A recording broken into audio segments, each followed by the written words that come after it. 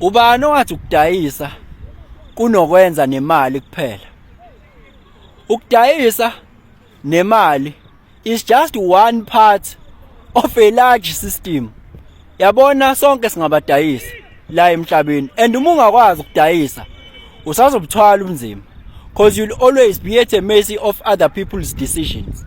Sonke la emhlabeni siyadayisa, and ukudayisa iyona into esiyenzayo leyo. Nansi into engifuna ukuthi uyazi, kungani kukhona umuntu othi edayisa a very great product and a service, kodwa uthola ukuthi ayithengwa, ama-customer nama-clients awezi ngalendlela afuna ngayo, bese kuthi umuntu odayisa a serious trash ngampela, inonsense yena, hey, ithengisa okwamagwinya ashisayo leyo nto. Nansi into engifuna ukuchazela yona.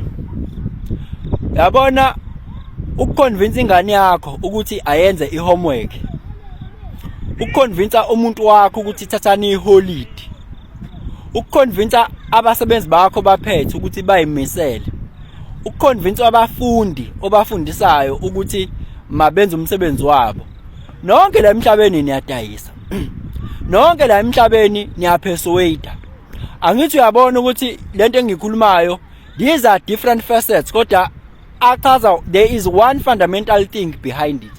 Ngalesi sikhathi ubingelelo changes akasha othi kungenzeka noma yini, noma inini, noma kanjani, kunoma ubani, ngoba impilo isiyona lento ucabanga ukuthi iyona.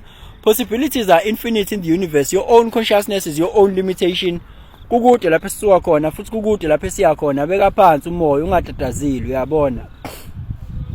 Yabona selling, ukudayisa.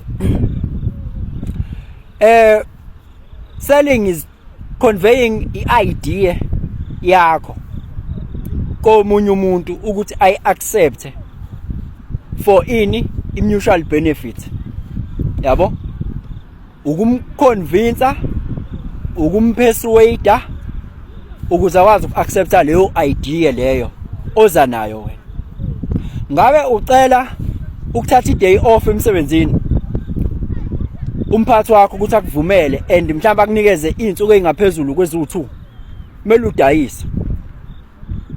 Kumele udayise.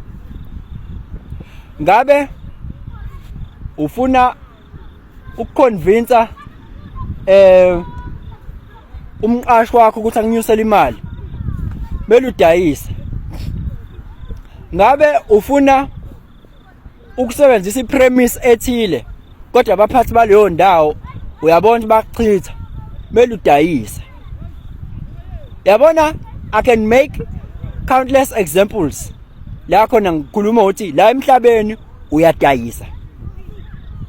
Yabo, namanje ngiyadayisa ngoba kumele ngikhulume lento ngendlela yokuthi wena hlala la uyilalele lento iziphele. Susa imali ekudayiseni, qala nje. And njengoba sonke singabadayisi, selling is just part of human interaction. Yabo, kunendlela okumele ukuthi wenze ngayo lento i-systematic lento le yokudayisa, making someone to accept what is here in you. Ngoba uma usukwenza ngeforce, yabo ingane yakho uma usuyitshela ngeforce, usuyisabisa, uswenzani, hayi lapho awusadayisi wena. Usiyaforce, usiyaphoqelela, yabo, and it's not gonna end well. Lana banidayisela nje la emhlabeni, banidayisela i-idea, banidayisela ukuthi hambani esontweni, banidayisela ukuthi hambani novota, yonke into banidayisela nje. Yabo, yonke into, life is all about selling vele. That's the human behavior and human interaction vele. Yabo? Nakho-ke la engibheke khona. Angisho yabona ukuthi manje sengikususile ekutheni ucabanga ukuthi ukudayisa, it has to do with money. All of you need to know this. Ukudayisa is part of life. Ufuna umsebenzi, kumele usidayise. Yabo? Ufuna ukuthathwa nokuphathwa ngendlela ethile, nokubukwa ngendlela ethile, kumele usidayise. You cannot claim or you cannot get irrespect oyideservayo kubantu ungazange uzidayisa. wena mele uzidayise. Mina if I come across certain people or people nje in general bangithatha ngale ndlela mina ngifuna ukuthi bengithathe ngayo, ngendlela mina ngizidayisa ngayo. Ngiyakwazi mina ukwenza ukuthi mangifika kuwena for the first time ngisuka nje endlini, ngiyakwazi ukwenza ukuthi ucabange ngendlela ethile ngami. So that's lento engizoyikhuluma nawe. Ngingakakhulumi sengivele sengwinile. One part of the problem vele is solved. Ngingakavuli ngisho umlomo. Angizwa izindaba. Lalela ke ngihamba nawe kahle ngohlelo. Uyabona lonto sonke sinikeziwe. Sinikeziwe nje ake ngithi nje i-system leyo nto. Kumele ukuthi ukwazi kuphase noma ukwazi uphumelele logically and emotionally khona izokwazi ukuthi lonto ivumeke, accepteke. Logically it has to make sense, emotionally it has to do something. Ibe khona emotional cushion yokuthi no, lento ayishoyo yes ngiyavumelana nayo. So i-systematic akusona ukuthi kunabantu abazalwe ukuthi bazokwazi ukwenza lokho ukuthi badayise noma beconvince wena ngeke uzukwazi ukwenza lokho. Munge uzukwazi wena ukudayisa nokuconvince akusho ukuthi ingane zakho uma uthisha zohlezi ifeyila ngoba ngokwazi ukuyichazela. Uma ngokwazi ukuyichazela sekubaleke ngani ukufunda. Kusho ukuthi wena uyohlezi wena uma ngabe ukuthi uengage nabantu uyohlezi wena ukuthi awukwazi ukuphila impilo ofuna ukuyiphila wena ngoba we understand engishoyo. Awukwazi ukwenza abantu ukuthi bekuzwe lento oyishoyo futhi bathatha i-direction othile ezobeneficial. Awukwazi ukwenza lutho mongakwazi ukudayisa, awukwazi ukwenza lutho la empilweni. Awukwazi ukwenza lutho la empilweni mongakwazi ukudayisa. Ngoba ngisho ufuna ngikungenise emgaqweni, ufuna ngikungenise mele udayise, ufuna ngikungenise phambi kwami driver mele udayise. Ngivume lento oyishoyo ngoba indlela ozokwenza ngayo iyona ezokwenza ukuthi ngakuvulele isikhala, ngikuvalele indlela owenze ngayo. Uyazi ukuthi 90% of communication is non-verbal. 90%, 10% is only verbal. I can talk the whole conversation without talking.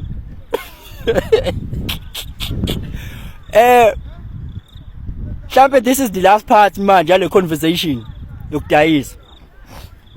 The last part ithi kunabantu engesiphika ukuthi banayi upper hand kulento engikhuluma ngayo ekuzalekeni kwabo. Lokho sikubona phi na?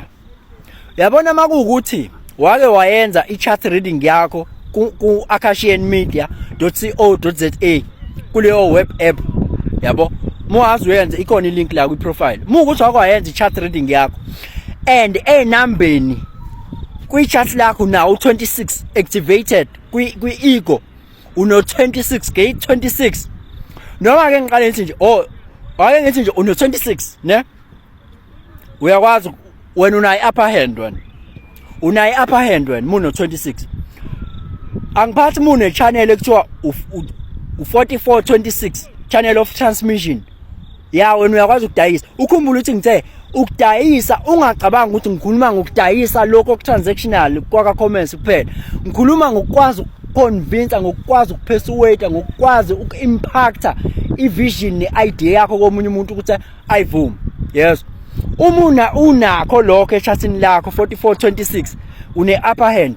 Yabo umuntu ono 26 ongenawo 44 lo muntu angakwazi ukuconvince, angakwazi ukupersuade kodwa uthola ukuthi angakunikezi ngqo lento lekuyiyona oyidingayo kodwa angakwazi ukuconvince. Umuntu ono 44 ongenawo 26 engakwazi ukukunika into oyidingayo awe ukuthi udingani kodwa angeke uzohluleka ukuconvince ukuthi uyiaccept leyo nto.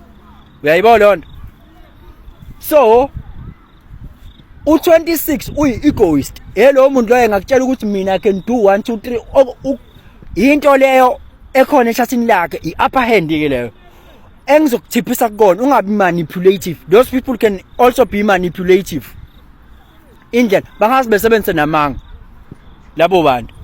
Mufuna ukwazi kabanzi ngokuthi unawo 26 noma unawo i-channel ka 4426 akashianmedia.co.za uyothola i-chat lakho bese uya WhatsApp uma ufuna enye explanation.